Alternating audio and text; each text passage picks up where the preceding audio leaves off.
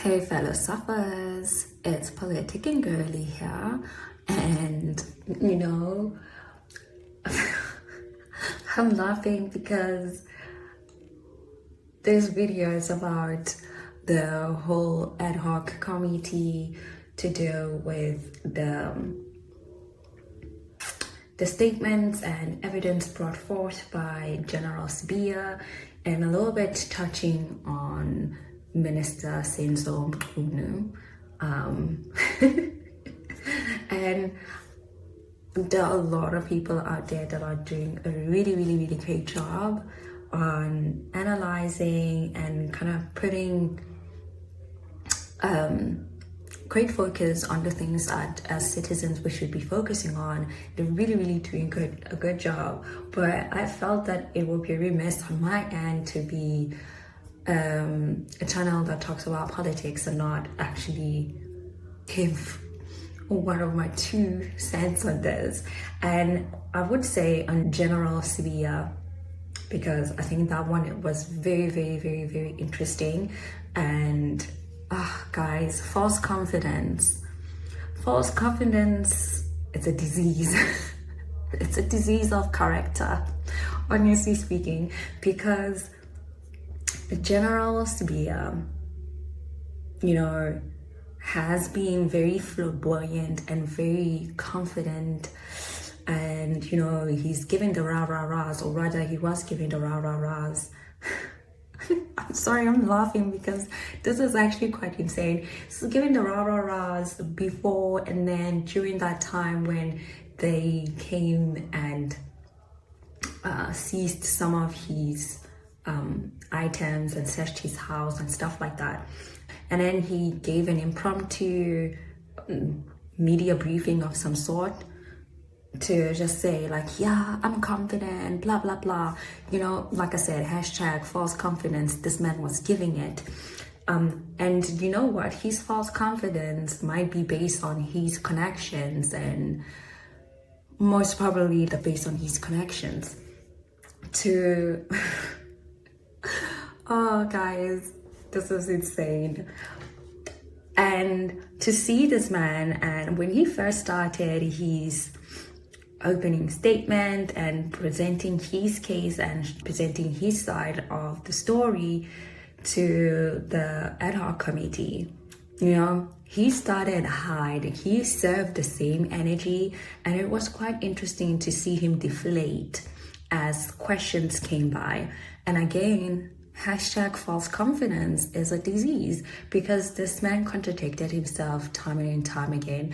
And I thought that it was very interesting to see that this is a person that should be protecting our safety and security for the collective, for the country he is serving. He is a public servant, and his attitude, just his overall attitude, was all me.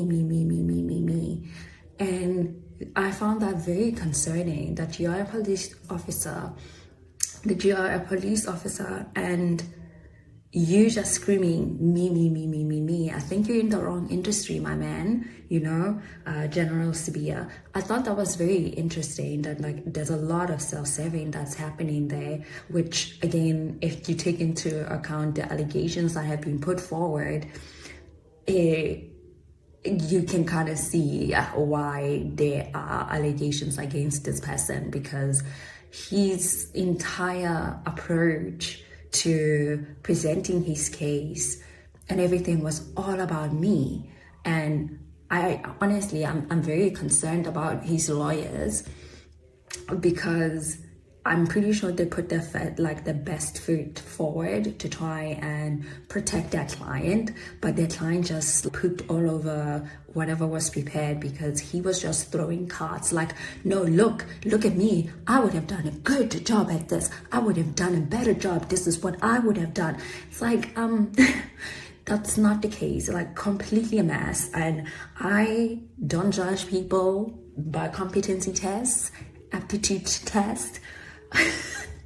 But guys, at this point, again, just listening to this guy answer questions, not really answer them and be all over the place and retract and give contradicting statements, I think we can collectively more or less understand why he failed the competency test and why probably the competency test should have been taken into account for putting him in any position, because it doesn't look like he really understands what his job is as a police officer, as a general, as a deputy commissioner, because he just pooped all over that position as well.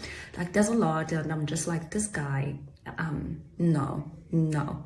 And commentary on Minister Mchunu, Senzo Mchunu, guys, I will say, again, a lot of the people that are in politics, that are in certain positions, that are public serving, that you take a role that you're supposed to be serving people, not being served.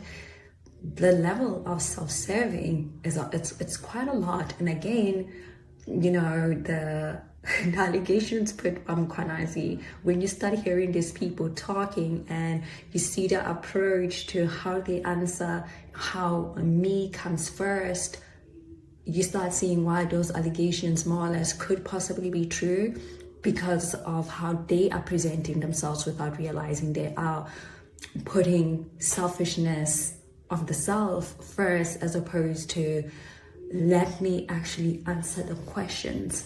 I would say with our minister that I think Mighty Jamie on that section really did a nice commentary on how to approach listening to Senzo's Minister Senzo Mchunu's statement and providing his reasons and presenting his side of the story, because he talks about administrative law and what that means legally, and also cases that have been used prior to kind of indicate what is considered reasonable reasons as to why you take certain things. For example, things that are taken into consideration is your understanding of the law and the decisions that you had to take to implement that law and the complexities based on that.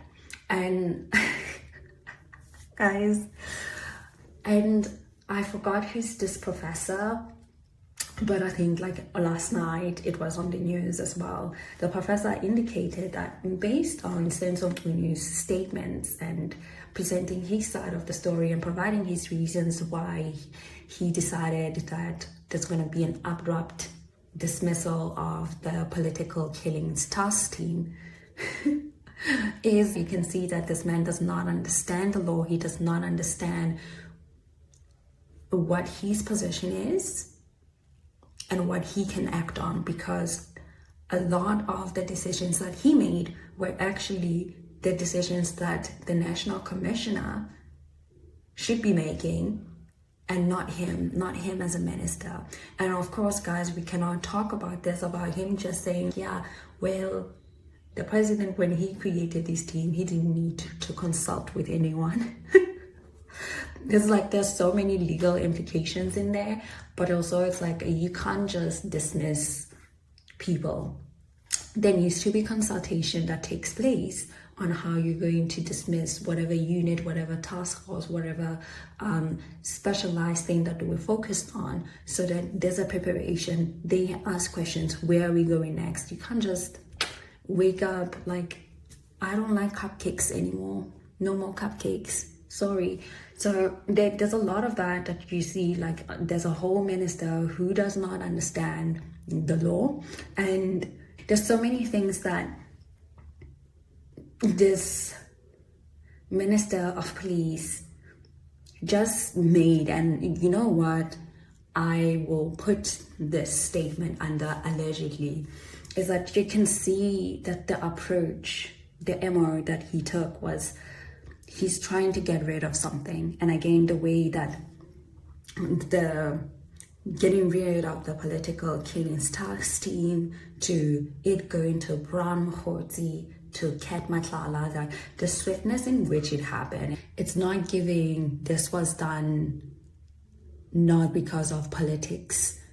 Now, there's quite a lot. I'm keen to see how the second day turns out, because I think it's going to be very interesting. And as I said, there's so many people that are doing a great job at dissecting these things, but I really do think as well that it will be remiss on my end not to comment on some few things that we notice about how certain individuals are not doing their job.